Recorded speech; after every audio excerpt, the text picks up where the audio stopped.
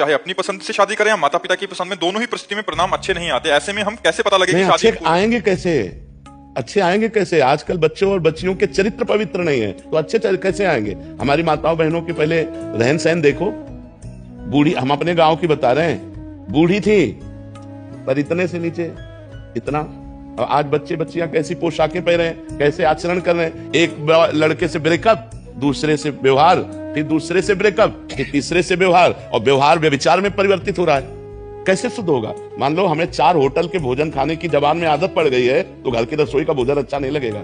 जब 4 पुरुष से मिलने की आदत पड़ गई है, तो एक पति को स्वीकार करने की हिम्मत उसमें नहीं रह जाएगी। ऐसे ही जब 4 लड़कियों से व्यभिचार करता है, तो वो अपनी पत्नी से संतुष्ट नहीं रहेगा, उसे 4 से व्यभिचार करना पड़ेगा, क्योंकि उसने आदत बना ली है। हमारी आदतें खराब हो रही, हमारे बच्चों की आदत। तो ये सब जो मोबाइल चल गया है, जो गंदी बातें चल गई हैं, अब आजकल बहू मिलना और या पति मिलना बड़ा मुश्किल है, बड़ा मुश्किल है। 100 में कोई 2-4 कन्याएं ऐसी होंगी जो अपना पवित्र जीवन रखकर किसी पुरुष को समर्पित होती होंगी। कैसे वो सच्ची बहू बनेगी? जो 4 लड़कों से मिल चुकी वो सच्ची बहू बनेगी? जो 4 लड़कियों से मिल चुका वो सच्चा पति बन पाएगा? तो अभी हमारा भारत देश धर्म प्रधान देश है। अब जो हमारे देश में गलतियां घुस गई हैं, विदेशी ये माहौल घुस गया है। ये लिव इन रिलेशन क्या है?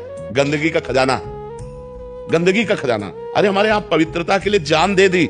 जब मुगलों का आक्रमण हुआ तो पवित्रता के लिए जान दे दी, लेकिन छूने नहीं दिया शरीर को। और आज वही बच्चे, ये सब क्या है? अपने पति के लिए प्राण देने की भावना हमारे देश में रही है कि हमारी जान चाहे चली जाए, मेरे पति का बाल बांका न हो। और यहाँ पतियों के साथ ऐसा व्यवहार हो रहा है। अपनी पत्नी को प्राण माना गया है, अर्धांगिनी माना गया है। कहाँ हमारे देश की भाषाएं गई? ये इसीलिए हो रहा है क्योंकि पहले से व्यभिचार हो रहा है। नहीं, हमारे यहाँ बहुत पवित्र व्यवहार माना गया। ब्याह हुआ, पूरे गांव के देवी देवताओं का पूजन होता था, बुजुर्गों के आशीर्वाद लिए जाते, तब वो गृहस्थ धर्म में जाते थे। आज पहले ही व्यभिचार किए बैठे हुए हैं, पहले ही गंदे आचरण किए बैठे हैं। क्या जाने उस पवित्र धारा को, क्या मानेंगे पाणी ग्रहण को? नहीं, जिस पति ने पाणी ग्रहण कर लिया उसके लिए जीवन समर्पित किया जाता है। हमारा भारत देश है, हमारा विदेश नहीं कि आज इसके साथ, कल उसके साथ, परसों उसके साथ। तो माता जी, अब सबसे बड़ी समस्या है कि बच्चे बच्चियां ही पवित्र नहीं है। वो अगर किसी तरह से पवित्र मिल जाए तो भगवान का वरदान समझो। हम कहते हैं चलो जो बच्चापन में गलती हो गई, लेकिन ब्याह होने के बाद तो सुधर जाओ।